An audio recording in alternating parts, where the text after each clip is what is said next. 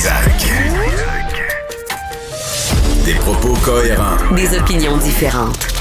Vous écoutez Du Trizac. Sophie Durocher est avec nous. Elle sera avec vous dans une dizaine de minutes. Mme Durocher, bonjour. Bonjour, Monsieur Dutrisac. Je vais glisser tout de suite mon premier sujet. Glisse away.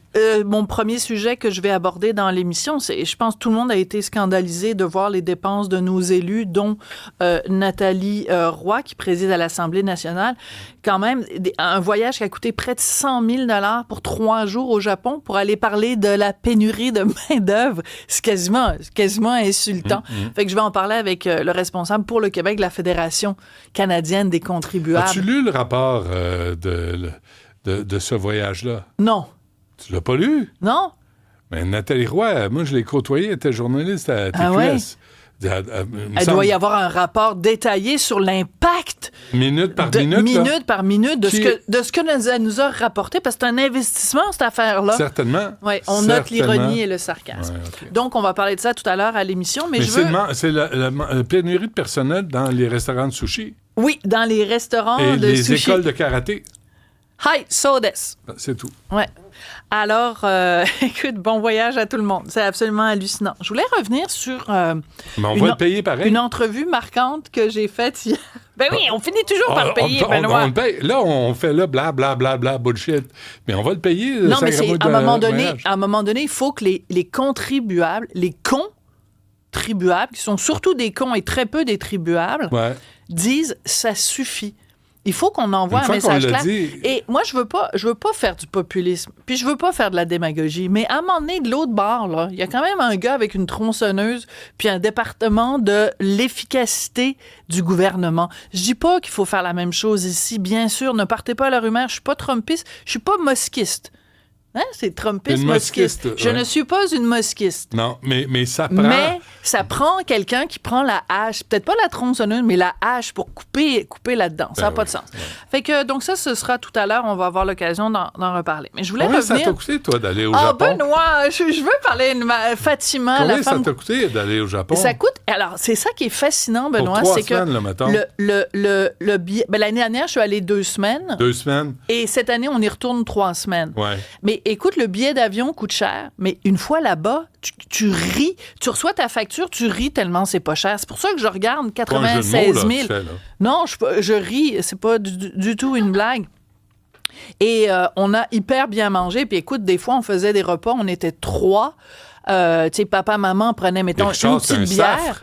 Bon, tu dis n'importe quoi. Quand il y a un buffet, écoute, là... on mangeait à 3 pour comme 25-30 $. Fait que je comprends pas comment il arrive avec une facture de fou comme ça. OK. Complètement ridicule. Donc, bon, alors, je veux revenir de... sur une entrevue que j'ai faite hier avec... avec... des photos du Japon? Ah, Benoît, s'il te plaît, je veux juste, parce que c'est une dame importante, puis ce qu'elle a à dire, c'est important. Elle l'a dit oui, mais il me reste 3 émission. minutes. Oui, mais je veux revenir là-dessus parce qu'il y a des gens qui m'ont écrit après cette entrevue-là. Pas à propos du Japon. Ah, Benoît. Il me rend folle. Je pense que je vais garder mon sujet pour demain. Parce que là, aujourd'hui, il n'est pas parlable. Qu'est-ce qui est arrivé? Le Japon? Non.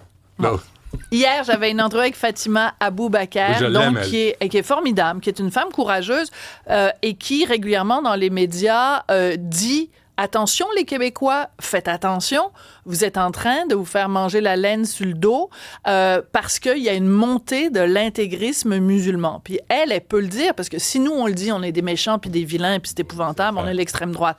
Mais elle a le droit de le dire parce qu'elle est originaire de cette communauté-là, de cette culture arabo-musulmane. Elle est originaire du Maroc. Donc, je voulais qu'elle réagisse hier à cette histoire qui s'est passée vendredi dernier au Collège Champlain à Saint-Lambert, où les professeurs et les étudiants étaient conviés à l'iftar, qui est un repas pour mettre fin au jeûne dans le cadre du Ramadan. 2 affaires choquantes. On annonçait que dans la cafétéria de l'école, il y aurait une séparation entre les hommes et les femmes. Et on annonçait qu'il y aurait des prières. Donc, j'avais hier la réaction de la ministre Pascale Derry, la réaction du collège qui a refusé les entrevues, et je voulais avoir la réaction de Fatima, parce que c'est important qu'il y ait des gens qui dénoncent ça. Alors, on va écouter ce que Fatima Abubakar avait à dire hier à l'émission. J'ai juste, moi, peur que les gens au Québec, les responsables, les gestionnaires, les dirigeants, les directeurs commencent à avoir peur. Déjà, ils ont peur, mais là, à avoir tellement peur, que d'encourager ce genre de comportement. Parce que ce qui s'est passé au collège Champlain, là, ça va arriver dans d'autres collèges, ça va arriver dans d'autres institutions. Et puis... Alors, il y a des gens qui m'ont écrit. Il y a un professeur qui veut pas s'identifier, quelqu'un qui travaille au cégep de Rosemont, qui me dit, on est plusieurs enseignants et enseignantes à déplorer qu'au cégep de Rosemont, l'association étudiante organise non pas une, mais 2 soirées pour célébrer l'Iftar. Nous constatons également depuis quelques années une augmentation des demandes d'accommodement religieux. Nous sommes de plus en plus confrontés à des incidents à caractère sexiste, homophobe. Quelques étudiantes de l'enseignement régulier portent désormais le niqab. Il y a une salle de recueillement qui a été aménagée au cégep. Et certains élèves, écoute ça Benoît, certains élèves contestent les évaluations qui coïncident avec leur moment de prière. Ah, c'est extraordinaire. Ah, ça, puis là, on va faire le ménage là-dedans, là, Sophie, c'est insensé. Bon, ben, on t'écoute dans quelques minutes. Merci Stéphanie, Jean-Philippe et Cybèle. À demain.